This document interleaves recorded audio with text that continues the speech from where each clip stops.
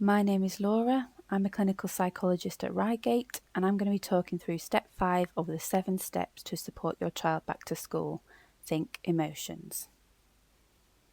All children will have many different feelings about going back to school.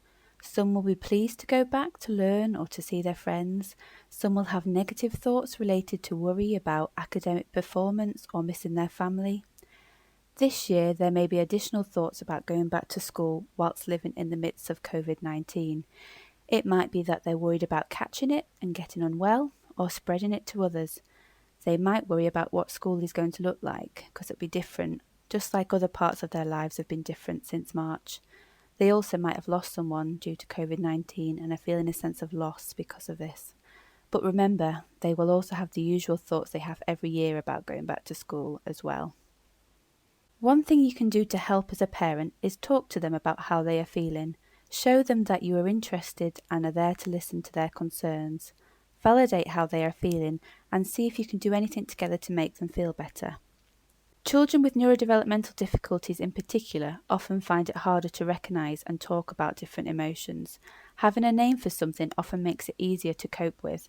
It's important to go back to basics and help your child learn the words for different feelings. Suggest, I wonder if you're feeling worried. Name your own feelings at other times to normalise the experience of emotions. For example, saying, I'm feeling a bit sad today. If your child struggles to talk about their feelings, you could try use emotion cards or photographs. Get them to draw about how they feel about going back to school and what they're looking forward to. Use visual prompts such as a feelings thermometer or emotions faces cards to help put into words how they are feeling. Try to make sense of the emotions by talking about physical sensations in their body when they were feeling anxious. You can use a body map, which is a drawing of a body to show where you might feel anxiety in your body, and talk about the fight or flight response. You can find more information about the materials mentioned just now in our resource packs. Reassure them that feeling anxious is a normal human experience. It protects us. Your child might come to you and say, I'm worried about going back to school, which is great, because then you can listen and problem solve those worries together, or talk about how it's a scary thing to do, but you know they can do it because they've done it before. But they might not come to you and say that. They might not feel able to talk about it yet, or they might not know they're worried themselves. There are things that happen in our body when we feel anxious, which leads to behaviour changes that can make anxiety easier to spot. We can feel sick when anxious, so our appetite goes, so we eat less or more to cope with that feeling. Anxiety often makes us more alert, so we might struggle switching off and going to sleep at night, or for some, sleep more than usual to keep our worries away, or because the physical feeling of anxiety is so draining. When we're alert, a lot of the time, little things can tip us over the edge, so things that wouldn't usually bother us now make us feel stressed, so you might notice them being more irritable and snapping at others. It's important to note we're looking for changes to their usual when it comes to anxiety. So, what next? You've recognised changes in your child, or they've come to tell you that they feel worried, and you've listened, named, and made sense of the anxiety. What else can you do to help them? You can help them to take control of their emotions. One way of doing this is using a feelings thermometer. Use this to think together about their early warning signs of anxiety, and what you can do or they can do at this point to stop getting over anxious about going to school. For example, come to a parent or carer to talk, or use a worry bear or do a fun activity. And when they're feeling particularly worried about going back to school, put together a list of a few different things they can try to help calm their anxiety. Try problem solving together, solutions to possible situations. What can you do or say if your friend wants to hug you? Focus on maintaining social distancing and good hand hygiene, as these are things your child can be in control of when other things feel out of their control. If you can't problem solve, consider using some sensory strategies. Refer back to our sensory video for some ideas. Or try distraction, calming activities, or mindfulness activities. You could try breathing exercise, and there are lots available online to try. These work by calming and slowing down the physiological feelings in the body which are triggered by anxiety. Think about a mobile phone battery.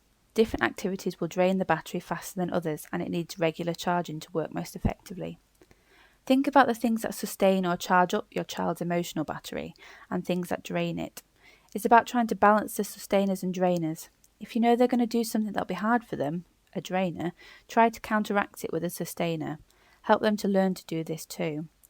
Those with neurodevelopmental difficulties in particular use up a lot of energy trying to cope with life in general due to the social and sensory demands life places upon us. So some examples of sustainers include physical activity, good sleep, healthy diet, computer games, reading.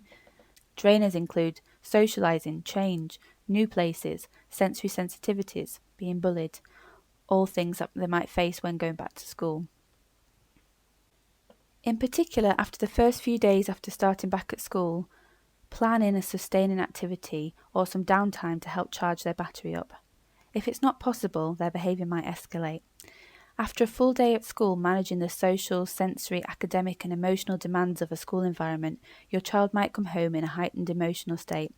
This is because they've been exposed to draining activities all day and it has taken a lot of their resources to cope in that environment. Home is their safe space where they can let their emotions out, and when they do, you might experience what some people call a meltdown. A meltdown describes how someone is acting when they are under pressure or stress and have reached a point where they can no longer cope and their behaviours are intense and out of control.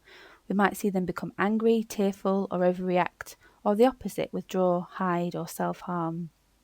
At the most basic level, a meltdown is caused by a feeling of being overwhelmed and a sense of a loss of control. The child feels they are no longer able to cope, and the resulting behaviours are an attempt of the child to regain some control over themselves, those around them, their environment, or a combination of these. It is most helpful if these meltdowns are understood as a response to their emotions, rather than willfully defiant tantrums. When in a meltdown, a child is often very unaware of those around them and unable to consider what others might think of their behaviour, and are inattentive to how others react to it. So sanctions, punishments or rewards are unlikely to work as they're unable to access the part of their brain that employs logic and learning, as their emotional side of the brain is taken over. You are your child's emotional brakes. Your response to the meltdown can make a huge difference to the outcome. Try to stay calm and respond in a calm and reassuring way. It is important to prioritise the safety of your child and those around you, but also remember that things broken in a meltdown can be replaced or mended. Keep communication to a minimum, but when you can't talk, use simple language that's neutral, like, I can't let you do that. Reduce and simplify demands and instructions. After a meltdown, your child is likely to be feeling very vulnerable and may feel shame or guilt. Children will need time to calm further. Their safe place is a good place to do that. A snack or a drink may help them recover. Reassure your child that it's all over. They might need to hear that you still like and love them, and you understand that they could not help their behaviour. Meltdowns might happen as they are going to school or when they come home from school. So it's important that when everyone is calm, to think together about what you can do differently when the situation arises again to try to prevent another meltdown. So that was a quick run through of some of the ways you can help support your child to cope with some of the emotions they might be feeling about going back to school. In summary, be there to listen, validate their concerns and offer support and different ways to manage their anxiety, such as relaxation, calming activities and things that they enjoy doing to charge up their battery.